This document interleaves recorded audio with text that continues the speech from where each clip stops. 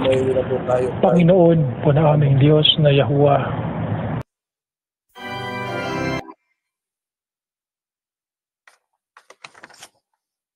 Panginoon po namin Diyos, Yahuwah na makapangyarihan po sa lahat. Maraming salamat po, Ama, dahil taglay pa po namin ang buhay at lakas upang patuloy ka naming paglingkuran sa bawat araw ng aming buhay. Ay patuloy mo po kaming iniingatan, Ama. Ang pagliligtas ay patuloy naming natatanggap. Hindi man po sagana ang aming buhay.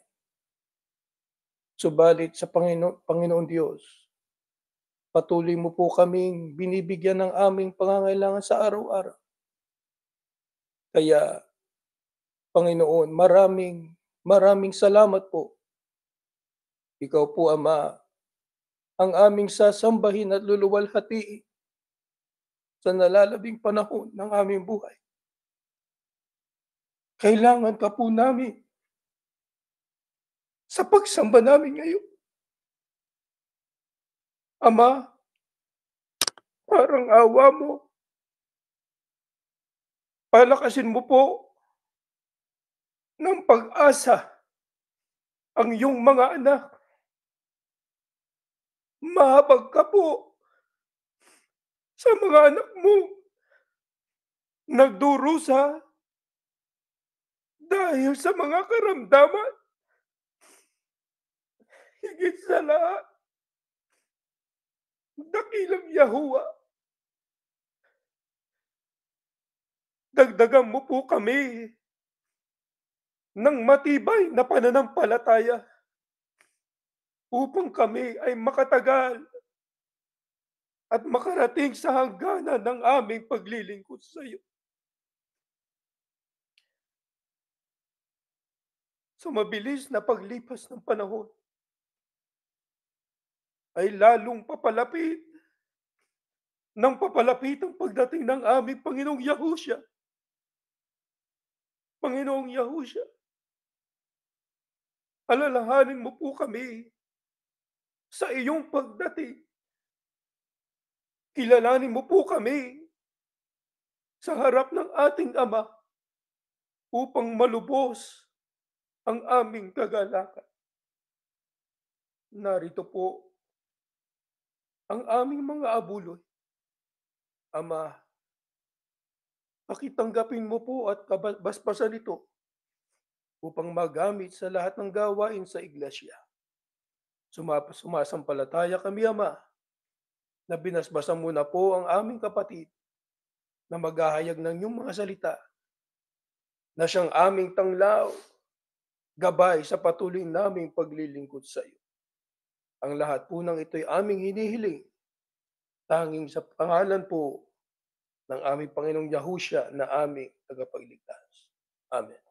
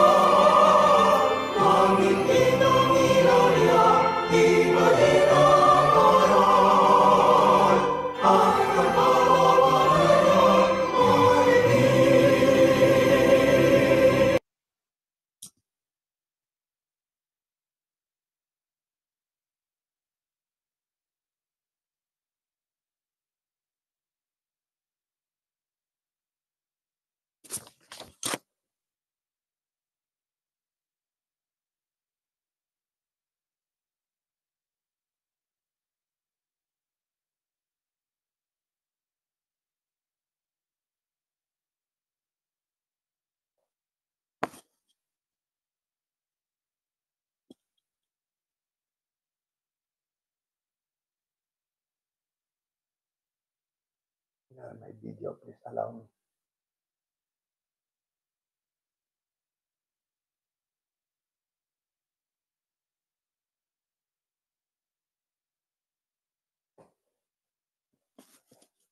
Mga magulang at mga mahal na kapatid, tayo ay mag-aaral ng mahaba-habang leksyon dahil babasahin natin ang iba't ibang batas sa iba't ibang panig ng mundo, partikular sa Amerika. Ihambing natin yan maging sa Pilipinas. Alam ninyo, ang pagboto ay ginagawa po yan sa iba't ibang panig ng mundo maliban na lang sa mga bansang komunista. At bilang mga mamamayan ay dapat malaman natin ang ating mga karapatan. Isa sa mga katangiang natutuhan natin bilang mga tagasunod ng Kristo ay ang magkaroon ng pag-iisip na katulad ng Kristo at maging masunurin sa Ama. Ang aral na ito ay itinuturo sa relihiyong dati nating kinaaniban, yan ang Iglesia ni Kristo. Hindi natin pinagtatalunan na ang katangiang ito ay dapat taglay natin bilang tagasunod ng Kristo, yung pagiging masunurin. Kailangan natin yon. Ito po ay mahalagang aspeto ng ating pananampalataya. Gayunpaman, hindi lamang ito ang katangiang inaasahan sa buhay ng matatapat na tagasunod ng Kristo na dapat linangin at lalong palaguin. Kailangan nating tiyakin na ang ating mga turo, inuulit natin, tiyakin natin na ang ating turo na tinatanggap at ating nadidinig sa mga mangangaral ng iba't ibang relihiyon ay yung tunay na mensahe, the true message of God. Gaya ng ating mababasa rito sa Aklat ng Juan. First slide, ganito po ang ating mababasa. Sa Aklat ng Juan. Sa Aklat ng Juan, sa 5, ganito po ang ating mapapakinggan. Sinasaliksik nyo ang kasulatan sa pag-aakala na sa pamamagitan nito'y magkakaroon kayo ng buhay na walang hanggan. Ang kasulatan mismo ang nagpapatotoo tungkol sa akin. Ang sabi, sinasaliksik nyo ang kasulatan sa pag-aakala na sa pamamagitan nito'y magkakaroon kayo ng buhay na walang hanggan. Sa makatuwid, ang pakikinig sa mga ngaral, mahalaga. Pero kailangang saliksikin, eksaminin natin, usisain natin kung ang kanilang ipinangangaral ay yung tunay na mensahe ng ating Panginoon Diyos. Mahalaga po yun. Hindi tayo puro tango ng tango. Kailangan tayo po ay nagsasaliksik sa ating mga sarili. Sinasaliksik natin ang banal na kasulatan. Aling grupo na mga tao ang pagkatapos na sila'y makinig at sila'y nagsaliksik, ay saka lang sila sumampalataya. Pakinggan natin sa Gawa 17:11. Mga bukas ang kaisipan ng mga taga-Berea kaysa mga taga-Tesalonika. Gustong-gusto nilang makinig sa mga itinuturo ni na Pablo. At araw-araw nilang sinasaliksik ang kasulatan para tignan kung totoo nga ang mga sinasabi ni na Pablo. Marami sa kanilang sumampalataya kabilang dito sa ang mga Gregong babae na kilala sa lipunan at mga Gregong lalaki. Sino ayon sa kasaysayan ng Biblia matapos makinig kay Pablo ay sinaliksik ang Biblia at ang paraan ng pagsasaliksik, araw-araw nilang sinasaliksik ang kasulatan. Ano layunin? Para ba hanapan ng butas itong si Pablo, personal? No! Hindi yung kanilang tinignan yung personal na pagkatao ni Apostol Pablo. Ang kanilang sinaliksik ay yung aral na itinuro ng Apostol Pablo. Paano yung pagsasaliksik? Araw-araw nilang sinasaliksik o binabasa ang kasulatan. Ano layunin? Para tignan kung totoo nga ang mga sinasabi ni na Pablo. Pagkatapos nilang masaliksik, ano po ang naging resulta? Natyak nilang tama ang itinuro ng Apostol Pablo. Kaya ibinunga? Marami sa kanila ang sumampalataya, kabilang na dito ang mga Gregong babae na kilala sa lipunan at mga Gregong lalaki. Kaya marami sumampalataya. Hindi lang yung mga karaniwang mga mamamayan ng mga Hudyo noon, pati na rin ang mga kilala sa lipunan, yung mga nasa alta sosyedad, mga mayayaman siguro, mga marurunong na mga tao. Di po ba, mga mahal na kapatid? Kaya mahalaga po yan. Ang pagtanggap sa landas ng pagiging disipulo ay nangangailangan ng pagiging bukas na kaisipan, katulad ng mga taga-Berea. We must possess that open-mindedness. Open tayo. Hindi tayo panatiko. Di ho ba? Ang panatiko, ano man ang sabihin mo, ayaw niyang pakinggan yon. Basta ako, dito ako. Ano man ang mangyari, dito ako. Hindi bukas ang pag-iisip. Kailangan po bukas ang pag-iisip. Di ho ba? Bakit? Sapagkat mahalagang malaman natin ang katotohanan. Paano mo malalaman ang katotohanan kung hindi ka makikinig? Ang sabi ng Biblia ay siyasatin ninyo ang bawat espiritu sapagkat marami ang bulaang mangangaral. Bawat espiritu, hanggat maaari, pakinggan natin ang iba't ibang mga mangangaral. At mula sa ating napakinggan, suriin natin, saliksikin natin sa Biblia kung sino sa kanilang nagtuturo ng ayon sa Biblia, saka tayo sumampalataya sapagkat mahalaga ang katotohanan. Gaano kahalagang katotohanan na dapat nating malaman? Basahin natin. Juan, ganito nakasulat. Kung patuloy kayong susunod sa aral ko, aral, ang pinag-uusapan dyan, sabi ng Kristo, totoo ngang mga tagasunod ko kayo. Kaya ang tunay na tagasunod ng Kristo ay yung pong susunod sa aral niya. Di ho ba? Kaya yung aral, importante. Dapat na maintindihan mabuti. Bakit? Malalaman ninyo ang katotohanan at ang katotohanan ang magpapalaya sa inyo. Nakita po ninyo ang kahalagahan ng pagsasaliksik para malaman ang katotohanan. Bakit? Sapagkat ang katotohanan ang magpapalaya sa atin. The truth will set us free. Kaya ang may kalayaan, yung nasa katotohanan. Pag wala ka sa katotohanan, wala kang kalayaan. Mga kapatid, dapat malaman po natin yan. Alam nyo, mga kapatid, ang mahalaga ngayon ay ating puntahan. Suriin natin ng mabuti ang doktrina sa Iglesia ni Kristo. Katulad ng pagkakaisa na madiin at mariing ipinatutupad ito sa loob ng Iglesia ni Kristo sa kaniyang mga kaanib. Susuriin natin ng buong kritikal. Pag sinabing kritikal, kritiko ka. Talagang, ika nga, critics ka. Inaalam mo talaga ang pinagbabatayan nila sa Biblia. Sa pamamagitan ng pagsusuring ito, layunin natin, maunawaan kung paano inilalarawan ng Biblia ang konsepto ng pagkakaisa at kung paano ito inunawa ng Iglesia ni Kristo. Sa paggawa natin ito, isasaalang-alang natin ang mas malawak na implikasyon ng pagkakaisa para sa mga individual na mga mananampalataya at sa buong Iglesia, na kinikilala ang potensyal na epekto nito sa komunidad, mga kasanayan sa pagsamba at pangkalahatang misyon ng Iglesia.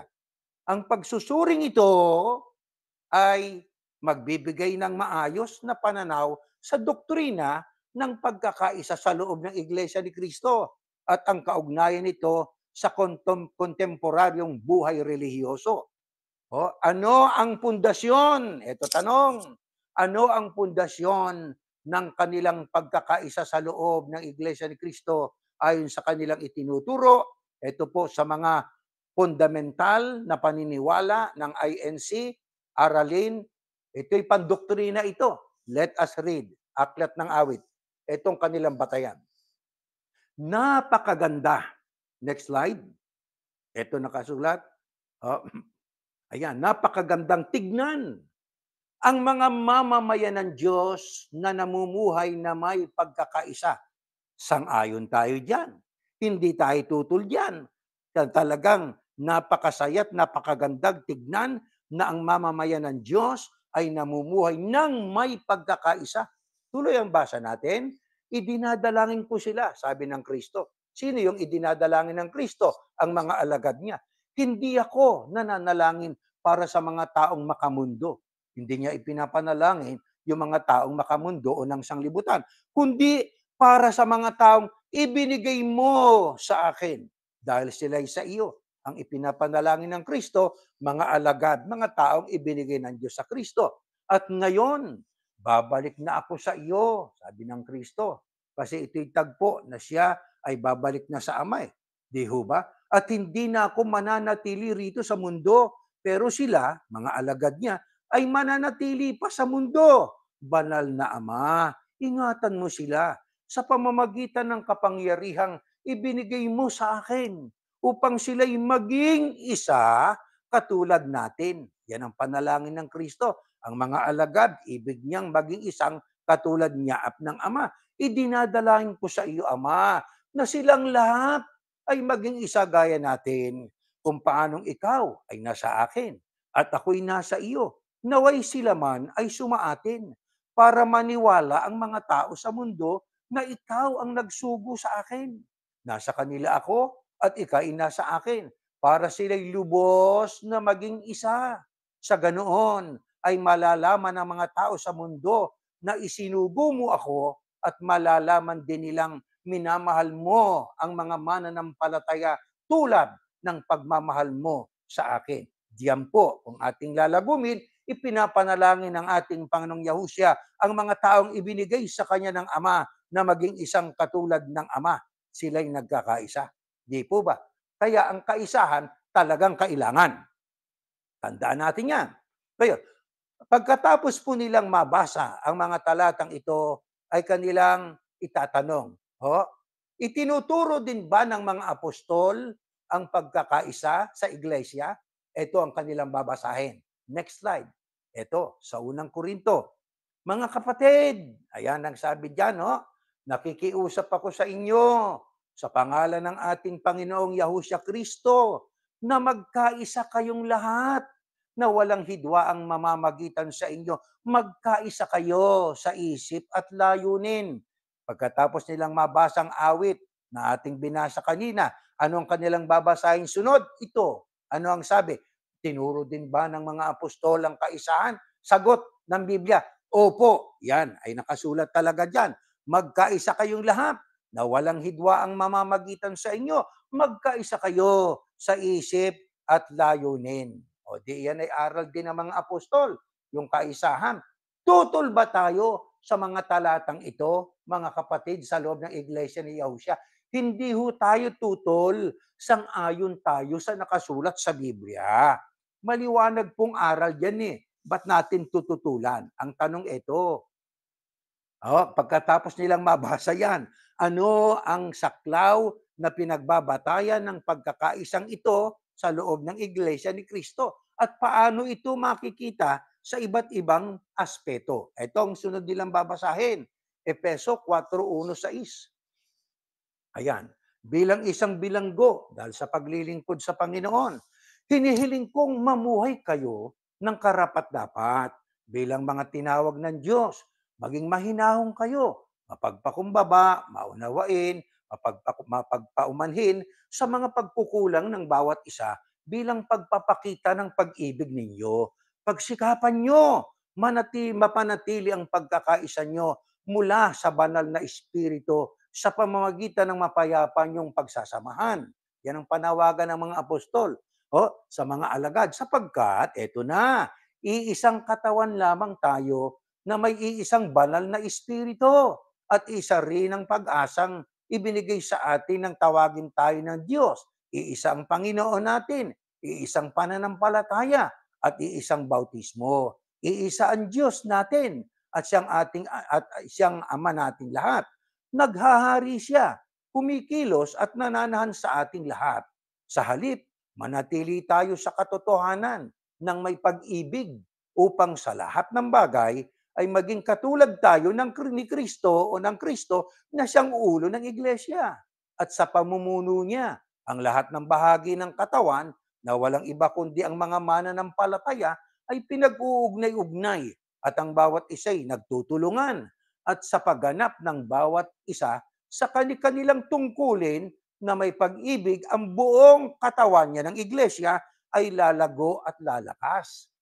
Kaya ito ang kasunod nilang binabasa. Ano ang saklaw at pinagbabatayan ng pagkakaisang ito sa loob ng iglesia? Paano ito makikita sa iba't ibang aspeto? Yan nga po. Magkaisa tayo para maging tulad tayo ng Kristo. Pero teka muna, saan dapat magkaisa? Ang sabi sa Biblia, sa pananampalataya dapat tayo magkaisa. Bakit? Sapagkat ang sabi po diyan, iisa kasi ang ating pong iisang katawan Di ba? Iisang katawan. Iisang banal na espiritu. Iisang Panginoon natin. Iisang pananampalataya. Iisang bautismo. Iisang Diyos. Puro iisa yan Sa makatuwid, tayo po'y hindi tutol dyan sa binasa natin. Bakit? Sapagkat nakasulat sa Biblia po yan Di ba? Maliwanag na pagdating sa espiritualismo, sa spiritual na bahagi, doon tayo dapat magkaisa. Sapagkat ang binasang ito natin, na yan ang binabasang ginagamit ng mga iglesia ni Kristo, ay kaisahan sa pananampalataya. Diyan tayo dapat magkaisa. Ngayon ang tanong, anong isa sa mga magagandang layunin ni Yahuwah sa pag-anyaya sa atin na maging kaisa ng kanyang anak? Etong dahilan. Pakinggan po natin. Galatia. Next slide. Mga kapatid, tinawag kayo upang maging malaya. Ayun, saan ba tayo tinawag? Ng Diyos. Tinawag tayo ng Diyos, dinala tayo sa Kanya sa iglesia, naging kaisa tayo ng Kristo. Sapagkat ang Kristo, naging ulo natin, naging sangkap tayo ng Kanyang mga katawan, at ang bawat sangkap ng katawan, mga gumagawa para lumago ang iglesia o ang kilusan na itinatag ng Kristo. Ang sabi ngayon diyan ng Pablo, mga kapatid, tinawag kayo upang maging malaya. Ngunit huwag ninyong gamitin ang kalayaan nyo para pagbigyan ang mga pagnanasa ng laman. Sa halip, magmahalang kayo't magtulungan. Sapagkat ang buod ng buong kautusan ay nasa isang utos. Mahalin mo ang iyong kapwa gaya ng iyong sarili. Ngunit kung patuloy kayo mag-aaway-away na parang mahayop, baka tuluyan ninyong masira ang buhay ng isa't isa. Mga kapatid, ano ang isa sa mga gandang layunin ng Panginoon Diyos sa ating sa pagtawag niya sa atin para maging kaisa ng kanyang anak? Ang sabi ho diyan, mga kapatid, sabi ni Pablo, tinawag kayo. Ibig sabihin, naging kaisa tayo ng Kristo sa loob ng iglesia o sa kilusang itinatag niya movement upang maging malaya. Nandiyan ang salitang freedom, kalayaan. Yan ang purpose. Kaya tayo po ay naging kay Yahushua. Tinawag tayo ni Yahuwah makasama at maging kaisa ng kanyang bugtong na anak, maging malaya, to enjoy freedom. Magkaroon tayo ng freedom o ng kalayaan, mga kapatid. Pero mamaya, makikita ninyo, walang kalayaan sa loob ng Iglesia ni Kristo. Ang sa loob ng Iglesia ni Kristo, didiktahan ka ng kanilang leader. Kaya diyan ay dictatorship. Hindi leadership, kundi diktador.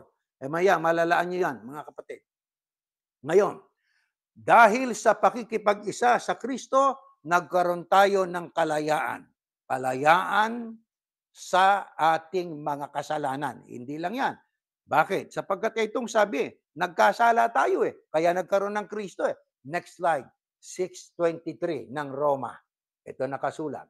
Sapagkat ang kabayaran ng kasalanan ay kamatayan, ngunit ang kaloob ng Diyos ay buhay na walang hanggan sa pamamagitan ni Kristo, Yahushua, na ating Panginoon. Bakit kailangan nating maging malaya sa pamamagitan ng Kristo? Sapagkat tayo po'y nagkasala. Ang taong nagkasala, malaya ba? Aba, hindi. Magbabayad. Anong kabayaran ng kasalanan? Kamatayan. Bali ba? Hindi lang yung pagkalagot ng hininga. Kabayaran yon ng kasalanan. Pero ang lubos na kabayaran ng kasalanan yung dagat-dagatang apoy, yung ikalawang kamatayan. Pero tayo po'y naabsuelto. Binayaran yun ng Kristo para tayo mapalaya. Ano katunayan? Anong ginawa ng Kristo para kanyang mabayaran ang mga kasalanan ng mga taong naging tagasunod niya? Yung dinala ng Ama sa kanya para maging kaisa niya. ito ginawa ng Kristo. Yan, Mateo 16:18. Ito nakasulat. Ayan. At ngayon, sinasabi ko sa iyo na ikaw ay Pedro at sa ibabaw ng batong ito, itatayo kong aking iglesia at hindi ito malulupig kahit ng kapangyarihan ng kamatayan. Para mapanagutan ng Kristo ang kasalanan ng mga tao, naging kaisa na niya sapagkat dinala ng Ama sa Kanya. Ang sabi, ang ginawa niya, nagtatag siya ng iglesia. Ano yung iglesia? Yan po ay hindi religious organisasyon. Bakit? Sapagkat ang iglesia, yan po ay katawan, yan po ay movement, yan po ay samahan ng mga taong tagasunod ng Kristo. Hindi yung parang grupo. Di ho ba? Grupo kami rito. Pag wala ka rito, hindi ka kay Kristo. Hindi ganon. Ang Kristo ay nagtayo ng kilusan. Kaya nga po sa ibang talata ng Biblia, ibig kung ang sino mang ibig sumunod sa akin, di ba? Ang sabi niya, ay itanggi nyo ang inyong sarili. Kung sino mang ibig sumunod sa akin, pasanin nyo ang inyong krus, sumunod kayo sa akin. Hindi sinabing, ang ibig sumunod sa akin, sumama sa grupo, sa isang relihiyon, o sa isang organized religion. Hindi, sa ang Kristo po ang dapat nating samahan. Bakit? Ano ba ibig sabihin ng relihiyon? Galing sa Latin na relegare. Ano ibig sabihin ng relegare? Daan pabalik sa Diyos. Bakit daan pabalik sa Diyos? Sapagkat ang tao'y nagkasala mula pa kay Adan at kay Eva. Kaya, sino po ang ating relihiyon? Ang Kristo. Bakit si Kristo ang ating relihiyon? Sapagkat siya lamang ang daan pabalik sa Ama. Ako ang daan, ang buhay at ang katotohanan. Sino may hindi makaparoroon sa Ama, kundi sa pamamagitan ko. Kaya ang daan pabalik sa Ama o relihiyon o religare ay hindi organisasyon, kundi tao. Kaya ang ating relihiyon, ang Kristo, siyang ating susundin, siyang ating daan pabalik sa Ama. Mga kapatid, pag nasa katawan ka na iglesia ka na ng Kristo, siya na ulo, siya na mananagot sa kasalanan mo. Kaya hindi lang basta ganun kasimple ang ating natamong biyaya, tayo po ay naging malaya sa kasalanan na absuelto. Ang tindi ng kalayaan yun. Di ba? Bakit ganun? Sapagkat mahal ng Diyos ang tao Di ba? Kaya ang sabi nga, for God so loved the world that He sent His begotten Son, that whoever believe in Him shall be saved and shall have eternal life.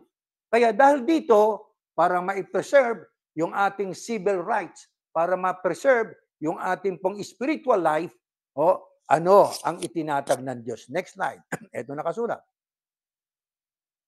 Ipinagpapauna ko po ang ating sigurong pagsamba aabuti ng 1 oras sapagkat mayroon tayong mga babasahing batas na hindi alam na maraming iglesia ni Kristo at maging ako noong nasa iglesia ni Kristo pa. Ito po, ang itinatag ng Diyos. Magpasakop kayong lahat sa mga namumuno sa pamahalaan. Sa ibang pagbinasa nyo sa Ingles, government, sapagkat ang lahat ng pamahalaan ay nagmula sa Diyos at siyang naglagay sa mga namumuno sa kanilang pwesto. Kaya, ang mga lumalaban sa pamahalaan ay lumalaban sa itinalaga ng Diyos. Hindi ito ang tagapamahala ng Iglesia ni Cristo tinutukoy diyan. Ang pamahalaan na yan ay government, gobyerno. At dahil dito, parurusahan niya sila. Ang mga namumuno ay hindi dapat katakutan na mga gumagawa ng mabuti. Ang dapat matakot sa kanila ay ang mga gumagawa ng masama. Kaya, kung nais mo na wala kang ikatakot sa mga namumuno, gawin mo ang mabuti at pupurihin ka pa nila. Sapagkat ang mga namumuno sa bayan ay mga lingkod ng Diyos para sa ating ikabubuti. Totoo nga naman yon. Ang gobyerno, inilagay para sa ating ikabubuti. Di ba? Pero kung gagawa ka ng masama, dapat kang matakot. Dahil may kapangyarihan silang parusahan ka. Huwag kang gumawa ng labag sa batas. Parurusahan ka ng gobyerno. Katulad ng isang leader ng relihiyon na siya daw ay sinisiraan lang. O ay ngayon ay naroon, umaharap sa Senado, arestado. O di ba? Alam niyo na kung sino po 'yon, di ba? Ang dulo ng kanyang apelyido mayroong Buloy. Pero ang kanyang umpisa, ang prefix ay Ke. Kaya Kibuloy, pasensya na, Brother Kibuloy, harapin mo na yaang kaso sa iyo. Di ba? Nakaasunto ka na ngayon eh. Pero dati ang sabi, puro paninira, puro paninira. Pero ngayon, nandoon ka. Ikaw ngayon ay inakusahan na at ikay iniimbestigahan na. Pabali ba, ang nasubaybayan ko yung kanyang mga investigasyon sa kanya, I invoke my right. I just invoke my right. Puro ganon eh. Ginagamit niya yung tumahimik ako, hindi ako magsasalita. Puro siya ganon. Tuloy natin ang basa. Sila'y mga lingkod ng Diyos, yung gobyerno, na nagpaparusa sa mga gumagawa ng masama. Kaya magpasakop kayo sa pamahalaan. Hindi lang para maiwasan ang parusa, kundi dahil ito ay nararapat gawin. Yan din ang dahilan kung bakit tayo nagbabayad ng buwis. Hindi kanino tayo nagbabayad ng buwis? Ay sa pamahalaan. Di ba? Sa gobyerno. Sapagkat ang mga namumuno ay lingkod ng Diyos at inilalaan nila ang kanilang buong panahon sa pagtupad ng kanilang tungkulin. Kaya ibigay ninyo ang nararapat ibigay. Bayaran nyo ang inyong mga buwis. Igalang ang dapat igalang at parangalan ang dapat parangalan. Sinong inilagay ng Diyos para ma-preserve yung ating civil rights at saka yung ating spiritual na karapatan, na kalayaan, yung freedom, civil right, and our spiritual life ay nilagay ng Diyos ang gobyerno. Kung walang gobyerno, magulo. Hindi tayo magiging malaya. Sapagkat kung sino na sa power, yun ang aapi sa'yo. Yun ang sa iyo aalipin. Aalipinin ka nun. Sa takot mong mamatay ka, isusunod ka sa kanila. O di ho ba? Kaya may gobyerno. Pero hindi lahat ng gobyerno o tao, ang gobyerno, yung administration, tama po yun eh. Pero ang nagpapalakad sa gobyerno minsan, hindi lang minsan, kadalasan eh, ay talagang inaabuso yung karapatan. Di ho ba, mga kapatid? Kaya, may gobyerno para i-preserve yung ating civil at saka yung ating pong spiritual freedom. Mahalaga po yun. Ngayon, ito po. Anong tungkulin ng mga mamamayan tungkol sa pamahalaan o gobyerno na itinalaga ng Diyos? Ang utos kaugnay sa pamumunuan o pamahalaan ay mayroon silang mga batas na inilalagda, yung gobyerno, sumunod tayo. Hanggat yung kanilang batas na inilagda, hindi lumalabag sa batas ng Diyos. Ano yung ilan sa mga batas? Ito, babasa tayo ng mga batas. English ito eh. Ayan, pakinggan natin. Next slide. Voting rights laws and constitutional amendments, federal laws govern the voting rights. Ito, may kinalaman sa pagboto. O bakit nating tinatalakay ito, partikular yung pagboto? Maya-maya sa Pilipinas, may bubutuhan na. Dito sa Amerika, may butuhan na. Maging sa iba't ibang panig ng mundo, may butuhan na. Tingnan natin ang pagdating po sa voting rights laws and constitutional amendments, federal laws govern voting rights. Learn about the laws and how they protect your rights and make it easier for you to vote. Dapat alamin mo, alamin ng tao ang mga batas para maprotektahan ang ating karapatan at maging magaan sa atin ang ating pagboto. Ayan. US election laws date back to Article 1 of the Constitution. This gave states the responsibility of overseeing federal elections. Many constitutional amendments and federal laws protecting voting rights have been passed since then. Kaya dito sa Amerika, partikular na ating kinalalagyan, US election laws back then, Article 1 of the Constitution. Binabasa natin dito yung Artikulo 1 ng Konstitusyon ng bansa. This gave states the responsibility of overseeing federal elections. Itong nagbibigay sa estado ng responsibilidad para kanilang subaybayan ang federal elections. Pagka sinabi pong federal elections, yan po ay pang-probinsya o pang-estado. Mga states.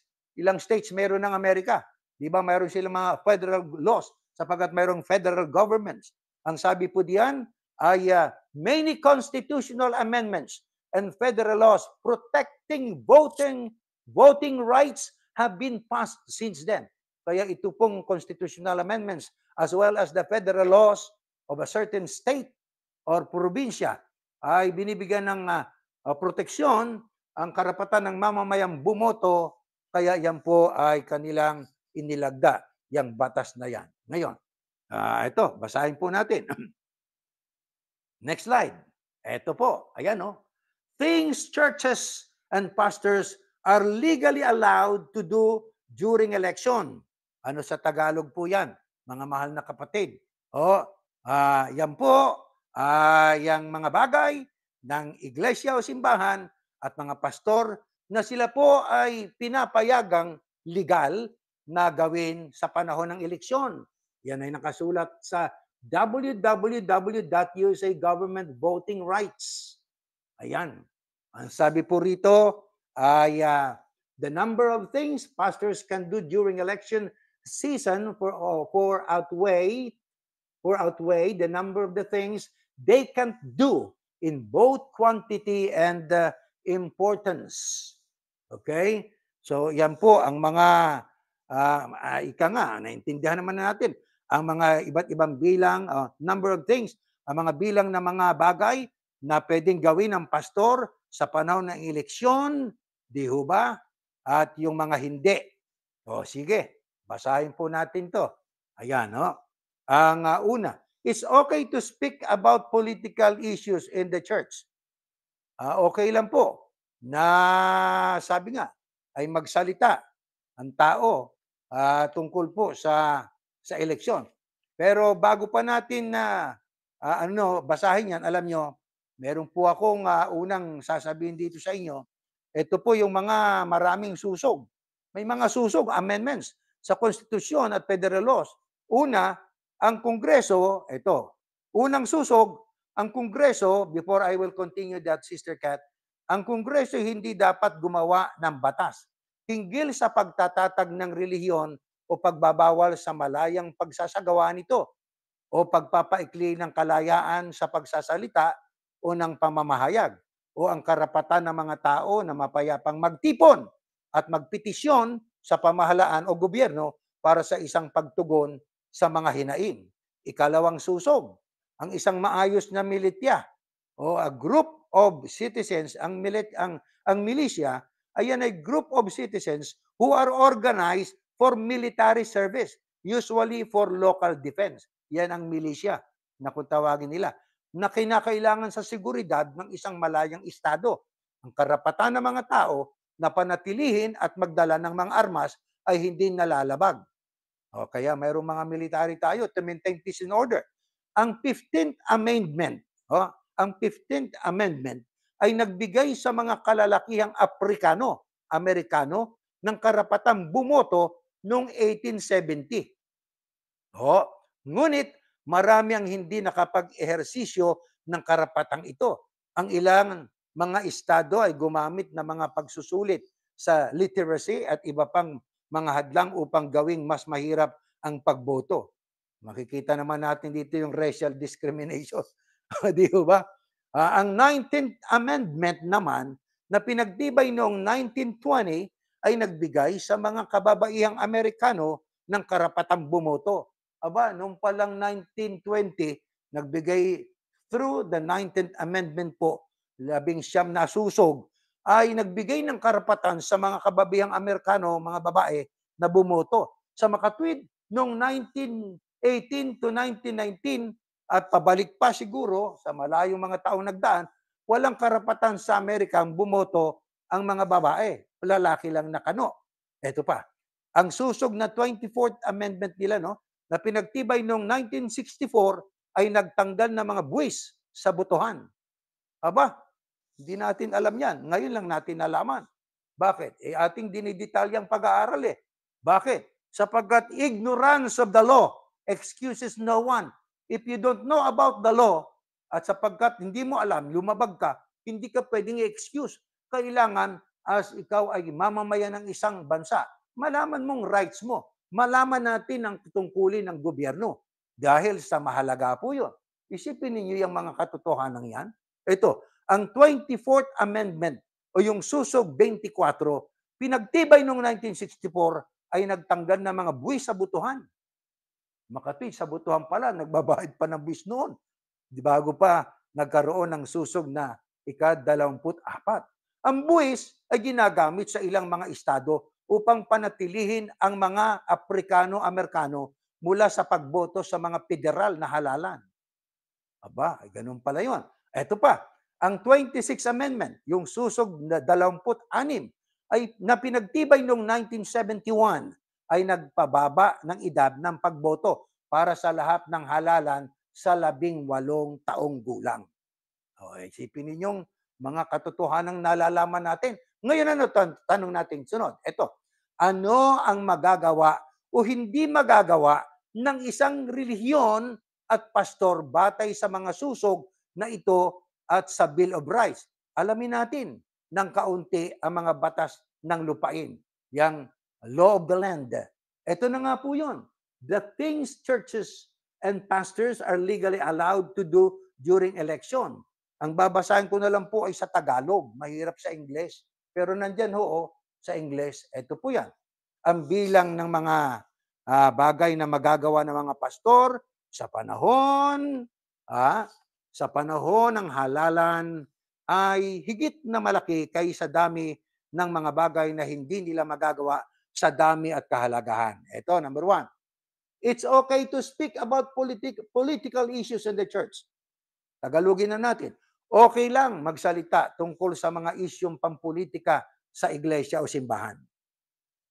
It is misconception. It is misconception that pastors cannot address political issues.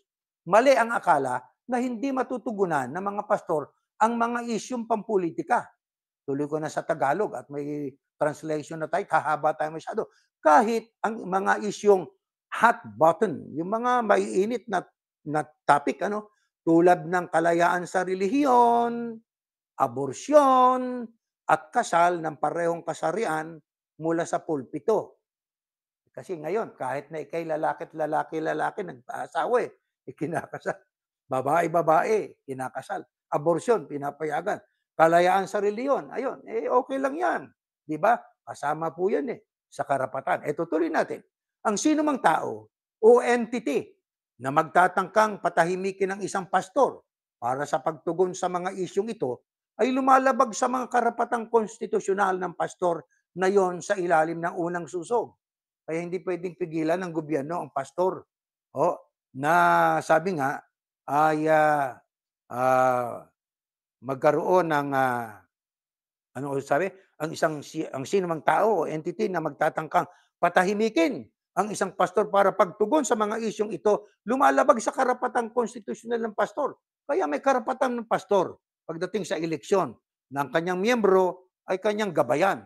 Kung sino siguro ang kanilang i-endorso. Ang mga pastor ay may lahat ng karapatan sa ilalim ng unang susog sa First Amendment ng pag-usapan ng alinman sa mga isyong iyon at hindi kailanman nagkaroon ng anumang kaso sa kasaysayan ng Amerika na nagsabing ang mga pastor ay hindi maaring gawin yon. May karapatan sila ganyan sa Amerika.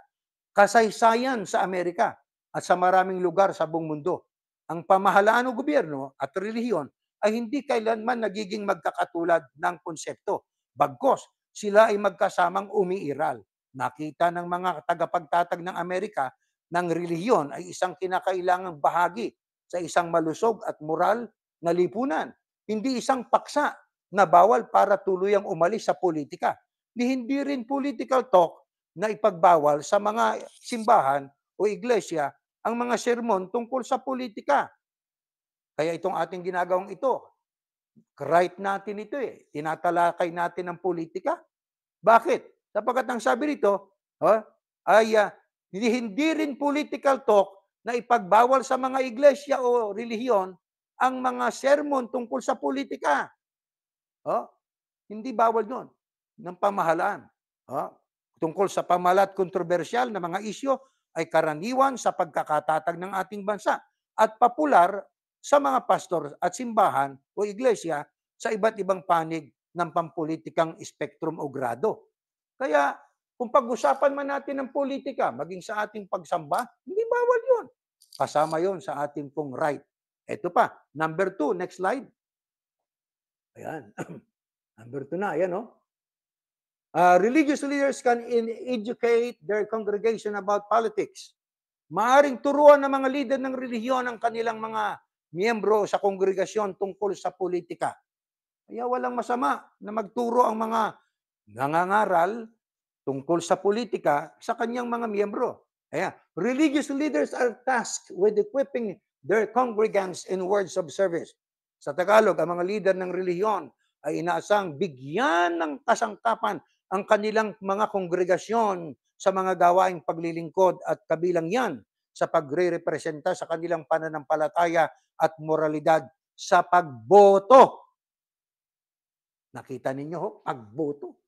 Pagboto, minabanggit yung pagboto. Oh, ang mga pastor ay lubos na protektado pagdating sa mga isyu tulad ng pagbibigay ng kaalaman sa mga miyembro ng kanilang iglesia o simbahan tungkol sa proseso ng politika. Kaya tungkulin nyo ng ministro, pastor, naturuan yung kanyang mga miyembro tungkol sa politika, kung anong sistema, di ho ba? Tungkulin. O, katulad ng pamimigay ng mga gabay na at flyer ng botante na walang partido upang mabasa ng mga miyembro ang tungkol sa mga posisyon ng bawat kandidato at maging ang pagbibigay ng pagkakataon para sa mga miyembro na magparehistro upang bumoto. Kaya it is the task of the pastor or a minister, leader of a church, to educate their congregants about politics. Malaman nila, ipaalam nila ang limitasyon ng mga politiko at malaman din nila na karapatan nila bilang mga mamamayan ng bumoto. Di po ba? Tungkulin yan. Hindi bawal yan dito sa Amerika. Nang sa ganoon, ang mga miyembro, pag nalaman nilang halaga ng pagboto, magpaparehistro. Di ho ba? Kayo ba'y nakapagparehistro ng mga kapatid? O, yun. Magparehistro tayo. Ito, number 3. Next slide. Ito, next slide. That's okay. And no, let's go back there po. Ayan, number 3. Inviting political candidates to speak at church is allowed. Ayun. Pinapayagan ng pag-anyaya sa mga kandidato sa politika na magsalita sa simbahan o iglesia. Taliwas sa popular na paniniwala o karaniwang paniniwala, ang mga pastor at ang simbahan o iglesia ay maaaring mag-imbita ng mga kandidato sa politika upang tugunan ang kanilang kongregasyon mula sa pulpito hanggat ang lahat ng mga kandidato sa isang karera o sa isang butuhan ay kasama sa imbitasyon. Kaya kung mayroong politiko, nagsalita sa isang simbahan, walang nalalabag doon kung siya inimbitahan. Wala naman siguro mga intruders.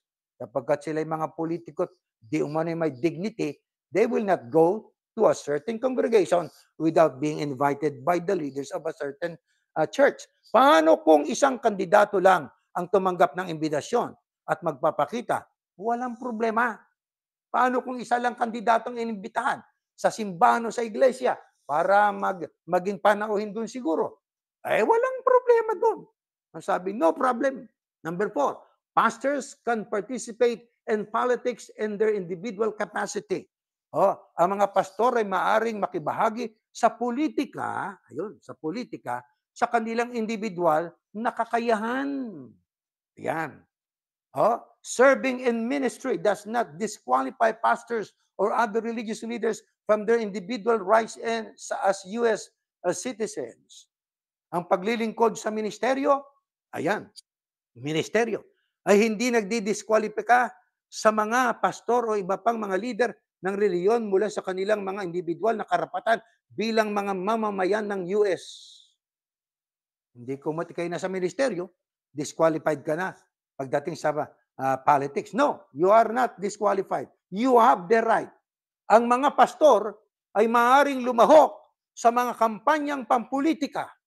Kaya nakikita nyo dito sa Amerika, may mga pastor, ang teksto nila tungkol sa politika, nangangampanya pa eh.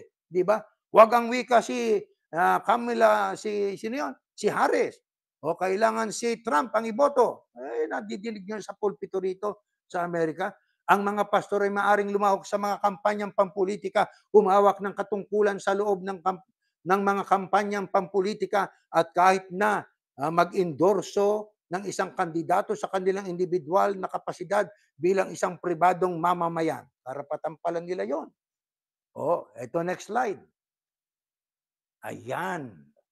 Ayan po. Things churches and pastors are legally allowed to do during elections. So, church, ayan. What religious leaders cannot do during elections? Ayan na. Ano ang hindi magagawa ng mga leader ng reliyon sa panahon ng eleksyon? Nako, maganda ito. Mayroong magagawa na legal ang mga pastor, mayroong hindi magagawa ng mga pastor sa panahon ng eleksyon. Ano yan? Eto po. Oh, ang ating mababasa. According to IRS, regulations, these are only two things that the pastors and churches, when classified as 501c3 organization, cannot do. Sa Tagalog, ayon sa IRS. Ano yung IRS? Internal ano yan? Revenue. Di ba? Na dalawa lamang po ayon sa IRS. Ang hindi maaring gawin ng mga pastor at simbahan o iglesia kapag inuri bilang pagkang isang reliyon ay mayroong 501c3. Ano po ang 501c3? Ito po ay a portion of the US Internal Revenue Code that allows for federal tax exemption of non-profit organizations that meet the code's requirement. Yung pag sinabing 501c3, tax exempt, hindi ka pinagbabayad ng buwis. Kanina sa Aklat ng Roma, ang gobyerno dapat ang mamamayan magbayad ng buwis. Di ba? Pero ang simbahan, dahil sa 501c3, ay hindi pinagbabayad ng tax. Ang swerte. Ano? Pero maraming mga relihiyon ngayon o mga iglesia na mula sa kanilang pagiging tax-free because they are qualified as 501c3, sinamantala. Nagpagawa na ng museum, nagpagawa na ng Philippine Arena, naging negosyo. Exempt daw. Di ba? Nagpagawa ng malaking building na yan ay para sa iglesia, pero siya ang tumira. Hindi ka dapat nakatira doon bilang leader ng relihiyon na sapagkat na-build up yung building na yun, tax exempt sapagkat it has something to do with ng kanilang relihiyon Kaya hindi ka dapat tumira doon. Bakit? Ikaw na tao, dapat mag-tax ka, mag-wish ka sa gobyerno. Ba't ka titira doon? Tapos naiwasan mo magbayad ng buwis. Bakit? Sapagkat religious kasi yun Ma-501c3 kami. Ito yan. Maaring hindi endorso ng isang entity ng simbahan ang isang kandidato sa iba pa. Sa isa pa. Ayun, Church entity may not endorse one candidate over another. This not mean that the pastor in his individual capacity as an American citizen may not endorse one candidate over another. A 501c3 church or organization may not. However, as an organization endorse one candidate over another or be publicly against one candidate over the other. Sa Tagalog po, maaring hindi ito nangangahulugan ng isang pastor na sa kanyang kakayahang bilang mamamayan ng Amerika ay maaring hindi mag-endorso ng isang kandidato sa iba. Ang 501c3 simbahan o iglesia o organisasyon ay hindi maaring, gayunpaman, bilang isang organisasyon na nag-endorso ng isang kandidato sa isa pa o maging publiko laban sa isang kandidato sa iba, yan ay hindi pwedeng gawin. Ang pangalawang hindi dapat gawin ng isang relihiyon o pastor ayon sa IRS code, maaaring hindi ibigay ng isang simbahan o ng relihiyon ang pera nito sa isang kandidato higit sa isa pa. May kinalaman na sa kwarta. Maaaring hindi ibigay ng isang simbahan ang pera nito sa isang kandidato higit sa isa pa. Hindi ito nangangahulugan ng mga pastor o miyembro ng simbahan o iglesia sa kanilang mga individual na kapasidad bilang mga mamamayan ng Amerika ay hindi maaring magbigay ng donasyon sa pampulitikang kampanya ng kanilang pinili. Naintindihan nyo na yon. Pwede pa. pwede pa nga silang maging campaign chair ng isang kandidato kung gusto nila. Walang nalalabag pa ron. Ngunit, ang isang opisyal na 501c3 na organisasyon, yung tax-free, di ba? Ay hindi maaaring magbigay ng pondo o mga mapagkukunan ng simbahan sa isang kandidato sa politika kaysa sa isa pa. Ano ang sinasabi? Ito ngayon yan, mga kapatid. Ano ang sinasabi ng mga observers tungkol sa Iglesia ni Cristo, yung kanilang block voting? Ang babasahin po natin ay hindi akin. Hindi namin nilikha ito. Ito po ay observer. Yung mga nagmamanman, nag-oobserba tungkol sa block voting ng Iglesia ni Cristo. Next slide po. Ayan. Mababasa po natin ito. Next slide. Ganito po ang ating, ayan, sa www.controversyextraordinary.com. Ayan po ang ating mababasa. Coercive block voting against Philippine Constitution and the Bible. Ayan. Ang saligang batas na nagtatakda ng ganap na kalayaan sa relihiyon at paghihiwalay ng simbahan at estado ay ang konstitusyong nagtatakda ng isang botante ay may karapatang bumoto ayon sa kanyang budhi nang walang pananakot sa sinuman. Ayan, mga kapatid, maliwanag po yan. Diba? Sa Pilipinas, batay sa konstitusyon, ay maliwanag na ang isang botante ay may karapatang bumoto ayon sa kanyang budhi, hindi ayon sa dikta ng walang pananakot sa sinuman. Karapatan natin yan sa Pilipinas.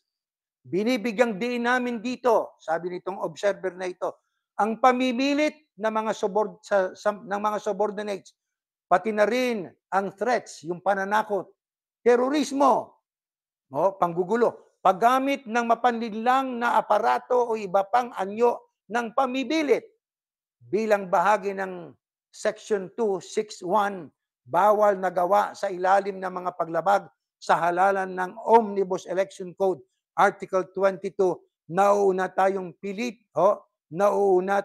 pilitin ang mga, ang mga subordinate.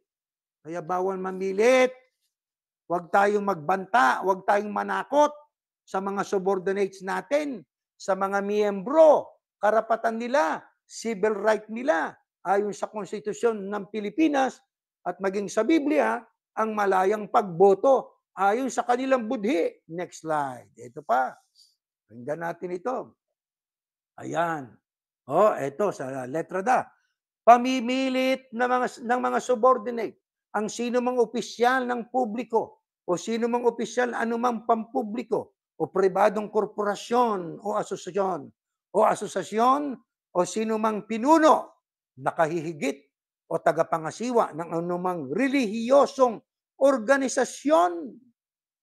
Ayan na, binabanggit na rito yung mga tagapangasiwa ng anumang relihiyosong organisasyon o sino mang employer o may-ari ng lupa na pinipilit o tinatakot o pinipilit o sa anumang paraan ay nakaka-impluwensya ng direkta o hindi direkta sa alinman sa kanyang mga subordinate o miyembro o parishioners o empleyado o house helpers, mga nangungupahan, tagapangasiwa, katulong sa bukid, tagapagbubungkal ng lupa o mga hawak ng pag-upa upang tumulong, mangampanya o bumoto para sa o laban sa sinumang kandidato o sinumang naghahangad para sa nominasyon o pagpili ng mga kandidato. May binabanggit na rito, leader ng relihiyon. O di ba? Nang sabi mo, sino mang employer o mga tagapangasiwa ng relihiyon o ang namimilit, nananakot. Ayan. Tuloy natin. Ang sino mang opisyal ng publiko o sino mang opisyal ng anumang komersyal, industrial, agrikultural, pang-ekonomiya o panglipunang negosyo o pampubliko o pribadong korporasyon o asosasyon o anumang pinuno, nakahihigit o tagapangasiwa ng anumang relihiyosong organisasyon o sino mang employer o may-ari ng lupa na nagtatanggal o nagbabanta na itatalikod, pinaparusahan o nagbabanta na parurusahan ay ang pagbabawas ng kanyang sweldo, sahod o kabayaran o sa pamamagitan ng pagbaba ng pwesto, madidemote, paglipat, suspensyon, lilipat ng destino siguro, suspendido sa karapatan, paghihiwalay, pagtitiwalag, pagpapalayas o pagbibigay sa kanya ng ilis sa pagganap ng kanyang trabaho o sa kanyang pagiging miyembro, sino mang subordinate member o kaanib, parishioner, empleyado o house helper, tenant, overseer, farm helper, tagapagbubungkal o may-ari ng lease dahil sa pagsuway o hindi pagsunod sa alinman sa mga gawaing iniutos ng una na tumulong, mangampanya o bumoto para sa laban sa sinumang kandidato o sinumang aspirante para sa nominasyon o pagpili ng mga kandidato. Kaya mga kapatid, kaya malinaw na hindi maaaring pilitin ayon sa binasa natin sa Philippine Constitution ay bawal pilitin ng sinuman pinuno o nakahihigit o tagapangasiwa ng anumang reliyosong organisasyon ang kanyang mga miyembro o parishioners na tumulong, mangampanya o bumoto para sa o laban sa sinumang kandidato o sinumang aspirante para sa nominasyon o pagpili ng mga kandidato. Ito'y isang election offense. Leader ka ng samahan, korporasyon, pampubliko, pampribado, pangrelihiyon, ikaw ay tagapangasiwa na pangkalahatan ka, ikaw ang pinaka-leader ng relihiyon, bawal mong pilitin, takutin ang miyembro mo na itiwalag, parusahan, i-demote, ilipat ng destino. Bawal, ayon po yan sa Constitution ng Pilipinas. Ang tawag doon ay election offense. Yan ay labag sa karapatan sa pagboto. Ayan, maliwanag po yan. Hindi rin niya maaring i-demote, ilipat, suspindihin, paghiwalayin, excommunicate ang mga sumuway o hindi sumunod sa alinman sa mga gawaing iniutos nila. Ngayon, tingnan natin ito, mga kapatid. Next slide. Mayroon pa. Mahaba-haba pa ito eh. Ayan. Ayan. Ay Omnibus Election Code, Article 22, Section 261, mga bawal na gawain. Ayan. Mga bawal na gawain sa ilalim ng mga paglabag sa halalan. Sa letra A, threats. Ayan. Sa Tagalog na, mga banta, pananakot, terorismo, paggamit ng mapanlinlang na aparato o iba pang uri ng pamimilit. Ang sino mang tao na tuwiran o dituwiran ay nagbabanta, nananakot o talagang nagdudulot, nagpapataw o nagbubunga ng anumang karahasan, pinsala, parusa, pinsala, pagkawala o kawalan. Ayan, pansinin nyo, pagkawala o kawalan sa sino mang tao, biglang nawala yung tao. O tao sa mga miyembro ng kanilang pamilya. Naku, may ganyan. Biglang nawala yung isang tao. Sa kanilang pamilya. Marami yan. Sa kanyang karangalan o ari-arian o gumagamit ng anumang mapanlinlang na aparato o balak upang pilitin o hikayatin ang pagpaparehistro o pag-iwas sa pagpaparehistro ng anumang botante o ang paglahok sa isang kampanya o refraining o desistance mula sa anumang kampanya o ang paghahagis ng anumang boto o pagkukulang sa pagboto o anumang pangako ng naturang pagpaparehistro, kampanya, boto o pagkukulang mula rito. Kaya mga kapatid, inililinaw lang natin, ayon po dyan sa ating binasa na ayon sa Philippine Constitution at maging sa Omnibus Election Code, bawal ang manakot, bawal ang magtiwalag, bawal ang mag-threat, bawal po magkaroon ng intimidation sa sino mang miyembro sa isang relihiyon. Bawal magtiwalag, bawal maglipat ng destino, bawal po ang suspindihin, bawasan ng sweldo kung hindi makikipagkaisa sa kanila.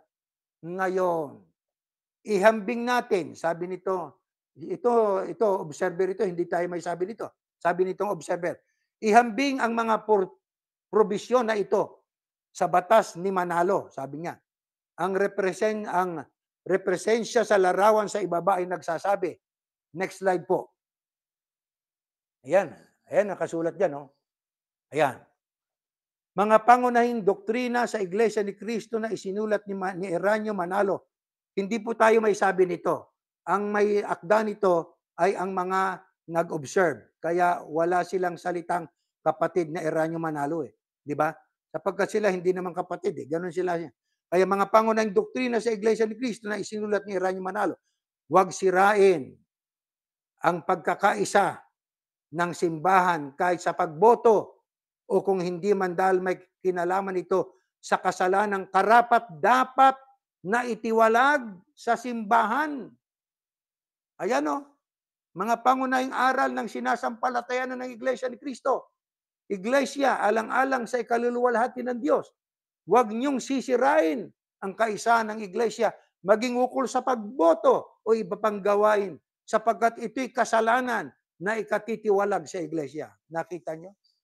Ang makatwid, ayon sa observer, kanyang inihambing ang doktrina ng Iglesia sa batas at Omnibus Code at Constitution ng Philippines, labag ang ginagawa ng Iglesia ni Cristo. Ang pagtitiwalag nila sa mga miyembro na ayaw sumunod sa kanila, labag po yun sa Omnibus Election Code at labag po yun sa Philippine Constitution, mga kapatid. Oh, kaya maliwanag po yan. Malinaw pa sa sikat ng araw.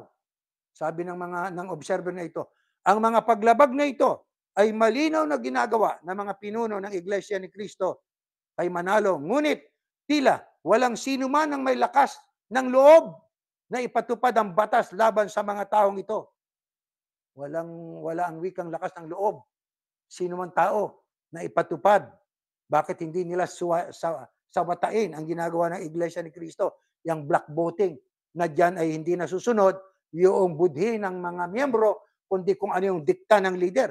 At yun nga ang sabi dito sa observer na ito. Bakit?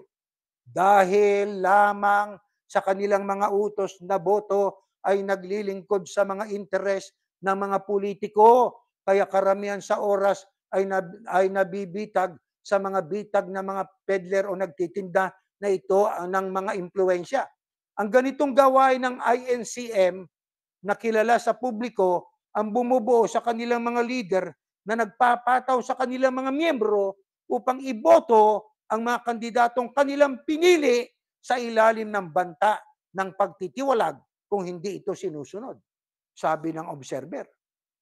Kaya naman, pinapaniwala ang mga politiko na kung makuha nila ang pagsang-ayon ng pinuno ng Iglesia ni Cristo ni Manalo, ang sabi rito, ito'y isang tiyak na panalo kahit na sila ay binibigyan ng katawagan na sila ang gumagawa ng hari. Ang tinutukoy dito ng observer, ang naggumagawa daw ng hari, lumilika ng hari, ay ang Iglesia daw ni Cristo dahil sa kanilang pagboto. Ngayon, ang kinakailangang kahihinatnan ay kung mananalo politiko.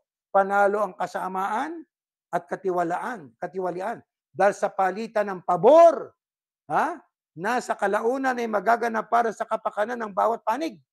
Ibinoto kanila, sabi ng observer na ito, hihingi ka ngayon ng pabor sa kanila.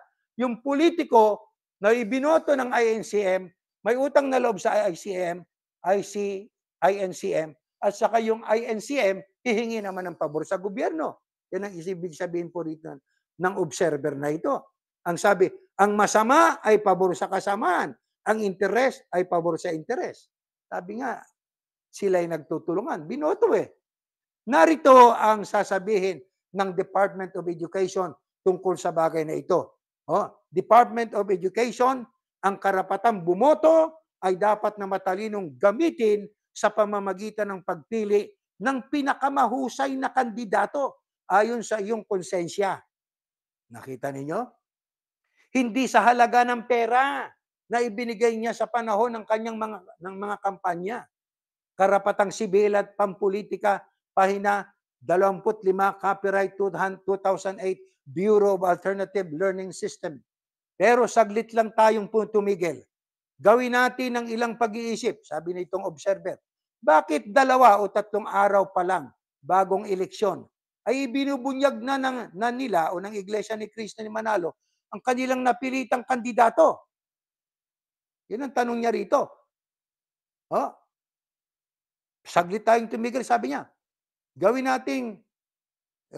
natin ng ilang pag-iisip. Mag-isip daw tayo, sabi nitong observer.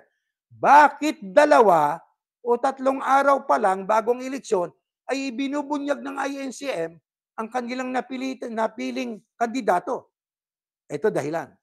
Hinihintay nila ang resulta ng mga survey at mga mananalo o kung sino man ang nangunguna sa survey ay magiging kandidato nila. Ayun. Sabi nitong observer, bakit 2 o 3 araw bago eleksyon? Saka lang nila ibubunyag kung sino iboboto nila. Hinihintay kasi nila yung survey. Kung sino yung malakas na kandidato, yun ang iboboto nila. Sabi dito ng observer, tuso sa tuso. Tuso at tuso. Ang mga mapanlinlang na facts na ito ay naglalayong humanga na ang kanilang mga boto ang dahilan kung bakit nananalo ang kandidato. Ayun ang sabi nitong observer. Di ba? Ang sabi, mapanlinlang na sistema para sila'y hangaan na ang kanilang boto, yung INCM, sabi dito ng observer, ang dahilan kung bakit ang isang kandidato ay nananalo. Ang katotohanan ay ginagawa nila ang mga bagay-bagay na sa tusong paraan. Ngunit ngayon, ang mga mananalo ay kailangang bayaran ang mga ito. Nako, may perang involved. Balikan natin ang nakaraan. Eto, sabi niya, bago pa man ang eleksyon, bago pa man malaman ang pulso ng mga botante sa pamamagitan ng mga survey, nagpasya na silang mag-back up ng isang partikular na kandidato. Ngunit ang kanilang kandidato ay natalo sa presidential race. Sabi nitong observer. Ang ibig sabihin, yung mga dinala ng iglesia ay natalo. Ito, ang kandidato ng INCM sa halalan noong 1992 ay si Eduardo Cojanco Jr. Ngunit natalo siya kay Fidel Ramos. Si Cojanco Jr. ay nakatanggap lamang ng 4,116,376 na yan po ay 18.17% na boto laban sa 5,342,521, 23.58% ni Ramos. Hari ba ang Iglesia ni Cristo? Yan ang tanong nitong observer. Iglesia ni Cristo suportado Eduardo Cojanco Jr. Isang artikulo na isinulat ni Jake Astudillo, Abril 21, 2013, wordpress.com, ang nagparehistro ng iba pang mga nabigong kandidato ng INC. Narito ang mga sipi mula sa ibibigay na banat na mula sa sipi na ibibigay na ba natin ang bansa sa mga taong bumoto sa bloke? Ito, pansinin natin ang sabi ng observer. Noong 1992, inindorso ng Iglesia ni Cristo si Danding Cojanco sa Panguluhan. Lumapag lamang si Danding bilang third sa huling pagbibilang ng boto. Makalipas ang 6 na taon. Noong 1998, sinuportahan ng INC si Joseph Estrada na hindi natuloy ang kanyang termino. Noong Mayo 10, 2007, sina Michael Defensor, Ralph Recto at Vicente Soto ay inendorso ng INC bilang senador, ngunit natalo sila noong 2007 elections. Noong May 5, 2010, inendorso ng Iglesia ni Cristo si Mar Rojas bilang vice-presidente, ngunit natalo siya. Muli, noong Mayo 5, 2010, si Rapi Biason ay inendorso ng INC bilang senador, ngunit siya'y natalo sa parehong taon noong Hulyo 22, 2010. sinuportahan ng Iglesia ni Cristo si Manny Villar para sa Senate presidency, ngunit nabigo siyang manalo. Konklusyon, sabi nitong observer, ang mga pinuno ng relihiyon ay dapat igalang at sundin ang mga batas na itinatag ng pamahalaan o gobyerno at ang mga banal na kautusan na inilatag ng kanilang pananampalataya. Kailangan nilang mag-navigate o umugit sa kanilang mga tungkulin upang ang kanilang hanay na mga batas na ito ay hindi magkasalungat, na tinitiyak ang pagkakasundo sa pagitan ng kanilang mga espiritual na responsibilidad at mga tungkuling sibiko, mga kapatid. Kaya dito sa mga binasa natin, ayon sa observer sa block voting ng Iglesia ni Cristo, ay bawal ang pagtitiwalag, pero itinitiwalag nila ang hindi makipagkaisa sa kanila. Labag sa batas. Pero walang pumupuna na politiko. Bakit? Sapagkat makikinabang din sila. Walang may lakas loob na pumuna. Bakit? Pakikinabangan nila ang iglesia at sila'y pakikinabangan din ng iglesia. Scratch my back, I will scratch yours. Ang interest ko ay ibigay mo. Ang interest mo, ibibigay ko sa iyo. Kaya tuso, sabi ng observer. At sila, bago sila magpasya, kung sino iboboto, 2 hanggang 3 araw bago ang pagboto o halalan. Bakit? Hinihintay yung survey. Kung sino yung politikong malakas, yun ang dadalhin nila. At palalabasin nila na silang nagpanalo sa isang politiko ayon sa observer na binasa natin. Kaya paglabag sa batas ng Philippine Constitution at Omnibus Code, Article 251, ang ginagawa ng block voting ng Iglesia ni Cristo. At kung ang pagboto'y doktrina, bakit sa Pilipinas lang ipinatutupad? Bakit sa Amerika hindi ipinatutupad ang pagkakaisa sa pagboto? Yan ang tanong. Di ba? Bakit doon lang sa inyong bansa? Ba't dito hindi? Maging sa iba't ibang bansa. Hindi doktrina, ano po yun? Kung pwede lang. Di ba? Sabi nga, kung umubra, gagawin natin. Bakit? Sapagkat yung unity ay control. Ano yung control? Pag-control sa mga miyembro. Ano yan? Sistema na diktatorial.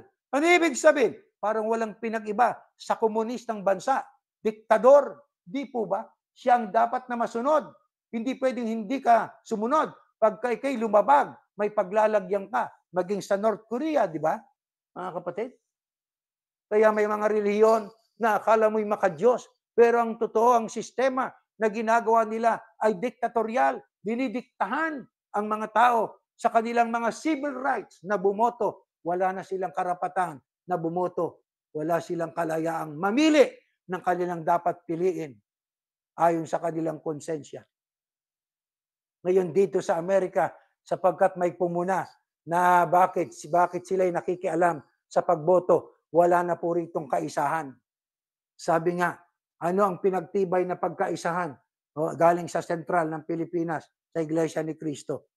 No, wala ang wika, walang kaisahan. Dito sa Amerika, kanya-kanyang pagboto. Akala ko ba dapat magkaisa sa pagboto? Yun ang aral sa Pilipinas. Ba't dito hindi pinatutupad? Hindi sila ubra sa gobyerno. Bakit? Pagbabayarin sila ng buwis. Itatak sila ni Uncle Sam. Ano yan? Katusuhan. Di ba? Ibig nila, hanggat maaari, makontrol, pero hindi sila ubra sa ibang mga nasa pamahalaan ng iba't ibang bansa. Kaya doon, lakas ng kanilang kapangyarihan doon. Pero dito, wala silang power dito. Na ipagpilitan sa mga miyembro, ito ay boto. Bakit? Labag yan sa batas ng Amerika. Labag din yan sa batas ng konstitusyon ng Pilipinas. Pero walang taong lakas loob na sila'y punahin sapagkat sila daw ang naglalagay ng hari o presidente. No, hindi. Hindi silang naglalagay. Gaano lang ang boto ng iglesia? Ilan lang ang bilang nila? Kung ihambing sa Katoliko, mas marami Katoliko. Di ba? Kaya sila'y tuso. Kung sinong malakas sa survey, kung sinong malakas na politiko sa survey, yun ang pipiliin nila. Pagkatapos, hangaan sila ang nagpanalo sa amin. Hindi totoo yun. Ayun o, marami sila mga dinala, mga binasa natin, na mga dinala nilang natalo. Kaya mga kapatid, eto tanong. Ano ibig sabihin kung aalisin ng isang leader ng relihiyon ang sibil at espiritual na karapatan at kalayaan ng kaniyang miyembro? Ano ibig sabihin yan? Basa na natin to. Next slide po, mga kapatid. Korinto, next slide. Ganito ang ating mababasa sa Korinto 3:17. Next slide po, next slide. Ganito, talata na, verse, we have to read the verse, 2 Corinthians. Ngayon, ang binabanggit ditong Panginoon ay ang banal na Espiritu. At kung ang Espiritu ng Panginoon ay nasa isang tao, malaya na siya. Ano ang ibig sabihin kung aalisin ng isang leader ng relihiyon ang civil at saka spiritual na karapatan at kalayaan na ipinagkaloob ng Diyos sa isang tao? Wala sa kanila ang Espiritu ng Panginoon. Tatandaan natin yan. Biblia po yan. Pagka inalis ng leader ng relihiyon ang kalayaang sibil na bumoto at pumili ng kandidato ang miyembro nila, inalisan ng spiritual na kalayaan na rin nila ang kanilang miyembro. Wala sa kanila ang Espiritu ng Panginoon. Sapagkat ang tunay na may Espiritu ng Panginoon, may kalayaang sibil at may kalayaan silang pang-espiritual. Kaya mga kapatid, saglit nating pag-isipan at malalim nating pagnilayan ang turo na itinuro sa atin sa loob ng Iglesia ni Cristo noon. Hindi tayo naninindigan bilang mga kalaban ng leader ng iglesyang ito. Hindi. Mahal natin sila. Nandiyan ang mga kamag-anak natin. Mahal ko ang tagapamahalang pangkalahatan nila dyan. Hindi natin sila kalaban. Pero kailangan nating kritikal na surin ang kanilang itinuturo. Ang mga doktrinang inilalahad nila. Kung may kapintasan, ay maaring magdulot ng malaking pinsala sa mga sagradong templo o mga mananampalataya, sapagkat ang templo sa panahon natin ay hindi na literal. Na pag wala ka sa templong literal o building, hindi ka makakasamba o kapilya. Tayo ang templo ng Diyos. Tumataan sa atin ang templo. Tayo ang templo. Sa atin tumataan ang Panginoon Diyos, mga kapatid. Ano sama? Pagka inilisan ka ng karapatang espiritual at sibil, tinuturuan ka ng doktrina katulad ng kaisahan sa pagboto, labag sa doktrina ng Panginoon Diyos, labag sa konstitusyon. Ito sabi ng Biblia, next slide, 3:16. Ito nakasulat. Hindi nyo ba alam na kayo templo ng Diyos? Tao na ang kausap. Nung mawasak ang Second Temple noong way back 70 AD, ang sabi ng Kristo bago pa siya umakyat sa langit, sapagkat 37 years pang pagitan ng umakyat ng Kristo sa langit bago wasakin ng mga Romano noong 70 AD ang Second Temple. Kaya noong mawasak ng Second Temple, ang sabi diyan ni Pablo, hindi nyo ba alam na kayo'y templo ng Diyos? Tao na, miyembro na. Ang Espiritu ng Diyos ay naninirahan sa inyo. Ang sino mang wawasak sa templo ng Diyos ay parurusahan niya. Dahil banal ang templo ng Diyos. Ang templong yon ay walang iba kundi kayo. Kaya pag binasa ninyo sa Amplified na salin, hindi ba nyo nalalaman at naunawaan na kayo ang iglesia, miyembro, ang templo ng Diyos at ang Espiritu ng Diyos ay nananahan, permanenteng sa inyo, sama-sama at individual? Kung eto na, ang sino man ang sumisira sa templo ng Diyos, na sinisira ito ng maling doktrina. Maling doktrina. Ang pagsira pala sa mga miyembro, pag tinuruan ng maling doktrina, ano sabi ng Diyos sa mga nagtuturo ng maling doktrina sa mga miyembro? Wawasakin ng Diyos ang maninira, sapagkat ang templo ng Diyos ay banal. Kaya wawasakin ng Diyos ang mga leader ng relihiyon na magtuturo ng false doctrine, maling doktrina, katulad ng kaisahan sa pagboto, sumunod naman ang mga miyembro nang walang tanong-tanong. Hindi nila alam na po-forfeit ang kanilang right of suffrage, ang kanilang mga karapatang pantaong, karapatang pang-sibil at pang-relihiyon. Sinisikil sila, tinatakot sila. Ang ganyang mga leader, wala sa kanilang espiritu ng Panginoon.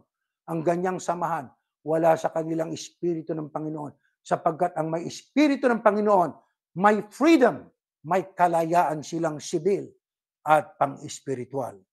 Tayo umaasa na itong ating inilahad na ito, magbukas ng isipan ng ating mga kamag-anak na nandiyan pa sa Iglesia ni Cristo. Sinisikil kayo diyan.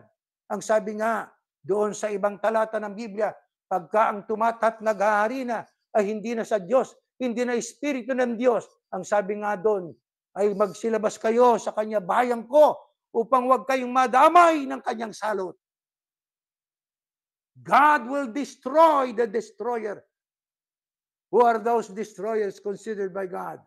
Those who preach or teach false doctrines to their members.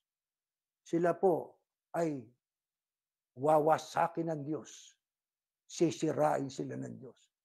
Kaya kita ninyo, may mga nabibilanggo na leader ng relihiyon. May asunto na kabilanggo, inilagay ng Diyos sa isang malaking kahihiyan.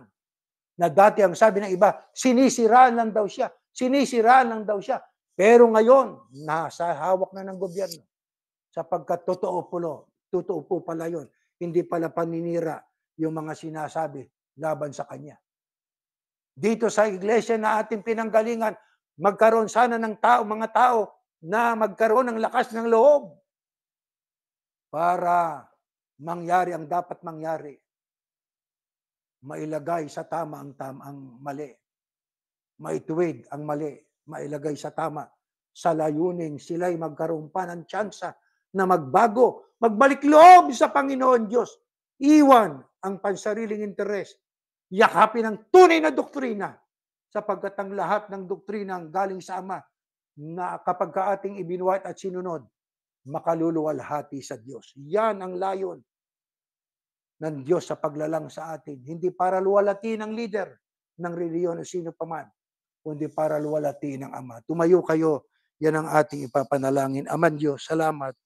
Salamat sa mga aral mo. Nagtutuwid ka. Mahal mo kasi ang tao. Gusto mo habang may buhay, habang may pagkakatao at mapayapa pa, ang buong mundo bagamat magulo na sa ibang mga bansa. Magkaroon ng pagkakataong magsuri ang mga tao. Tama, magsiyasat naman sana sila. Huwag pikit matang sumunod. Huwag silang basta na lang na tumalima nang hindi nila inuusisa. Ang nakataya, karapatang sibil, karapatang pang-espiritual. Aman Diyos, inihiling namin kung paanong kami binigyan mo ng kaliwanagan. Sila man sana'y gayon din. Makasama sila. Makapiling namin sila sa isang paglilingkod na ang bugtong na anak mo, ang siyang tunay na leader namin, na siyang banal, hindi makukurap, leader na siyang matwid, at siyang dapat sundan at dapat pahalagahan naming lahat habang kami nabubuhay. Salamat po. Umaasa kaming dininig mo ang aming panalangin. Pinatawad mo ang aming kasalanan. Sa ngalan po ng iyong anak, ang Panginoong Yahushua, na aming tagapagligtas. Amen.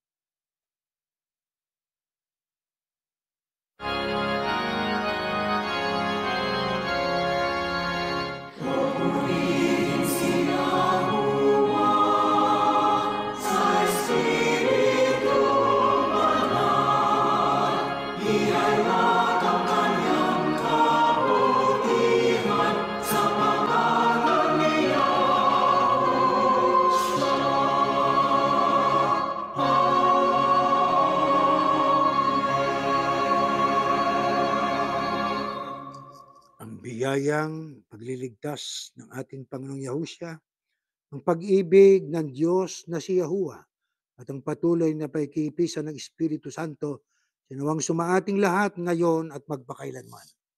Mga kapatid, meron tayong mga tagubilin. You can give your donation at www.operpa.com, offerings, churchofyahushua.org. Please share our faith to others and tell them that they can worship via Zoom at 403-356-6689 or via Facebook Live or through our website www.churchofyahushua.org. Sa 1 Timothy po ay ating ipinapanalangin ng buong sangkatauhan, kasama ng mga leader ng mga bansa, leader ng relihiyon, na tayo'y magkaroon pa ng pagkakataon, mabuhay ng mapayapa, at tayo po ay magkaroon ng pag-uugaling hinahanap ng Diyos para sa kanyang kalwalhatian. Yan ang purpose po ng Iglesia ni Yahushua. Hindi para manakit ng damdamin, kundi para manggising sa mga nakakatulog sa mga doktrinang mali, para makapagbalikwas at sila po ay makaalis at sumama sa kilusang itinatag ng Kristo. Hanggang dyan po at tayo natatapos na.